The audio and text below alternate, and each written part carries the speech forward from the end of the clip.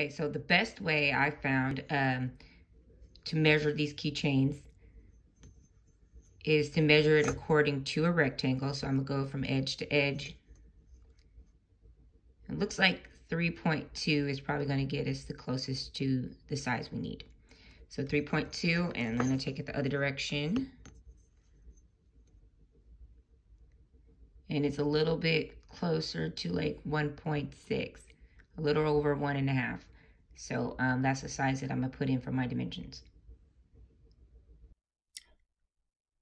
Okay, so right now I am in Cricut Design Space, and I am going to upload the image that I want to use to create my leather keychain. So this is one way to crop the picture to get it to size for the keychain.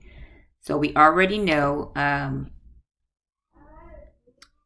and this was already preloaded, and I'm sure there's plenty of videos out there to show you how to preload or upload an image. So right here, this is the image that I'm uploading because this is the one that I want to use to create my keychain. So I'm gonna leave that right here. And then I'm gonna go over to the shapes because my keychain, of course, is rectangle. And so I can manipulate the square to become the rectangle by unlocking. And then I know that I need my size to be 3.1. I mean, the size of my keychain is about 3.2 actually. 3.2 by 1.6. Okay, so I want to adjust my size to 3.2 and bring this to 1.6 because those are the sizes that we measured with our ruler. So there we go. And so I want this image to fit into this rectangle. So what I do, first I manipulate the picture.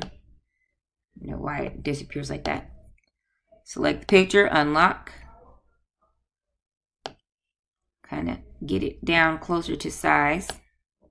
So right now I just want their heads. I know that seems a little weird, but I want their heads on my keychain. So let me drag it over.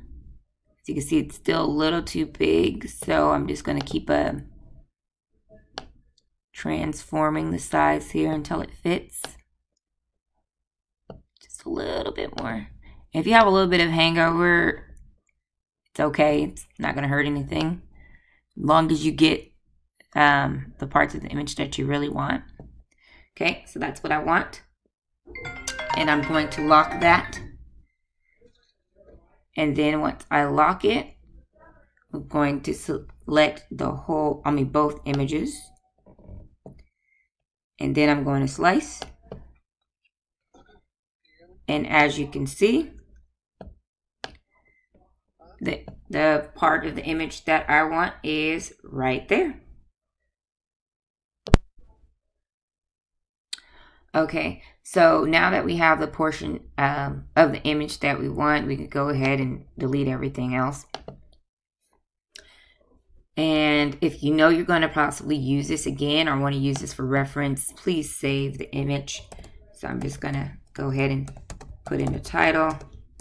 Oh, we were doing ornaments yesterday, so save.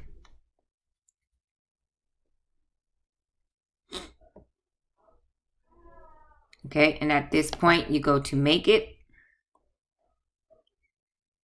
And this is going to be sublimation. So I am going to do a mirror image. And of course, at this point, continue. And okay, I'm going to send the image. I already did a mirror image. So now I'm going to send the image to the printer. I usually take off the add bleed. Of course, find the printer that you're going to be using.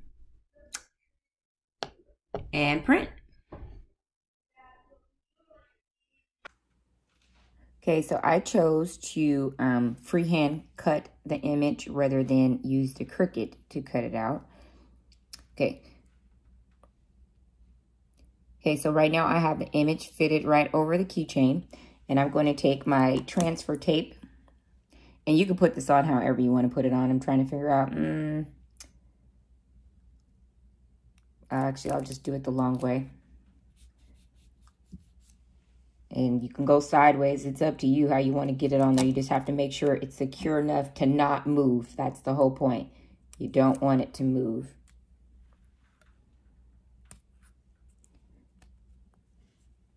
Okay,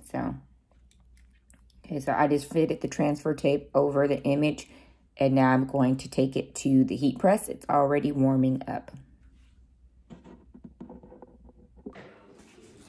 Okay, so I have my nice material that I use to usually keep the heat from damaging the image. It's just a little extra security. So what I do is a double check just to make sure nothing is being cut off on the image, that the tape is still secure. And then I'm going to kind of wrap. You don't have to wrap, but I like to wrap my image in the cloth because the plate is usually pretty hot, and so I don't want it to start sublimating too early. Then I kind of lift it up just to check, make sure everything's positioned well.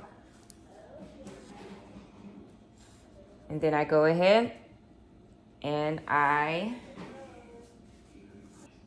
going to make sure the temperature's down, and I'm only going to do it for 30 seconds.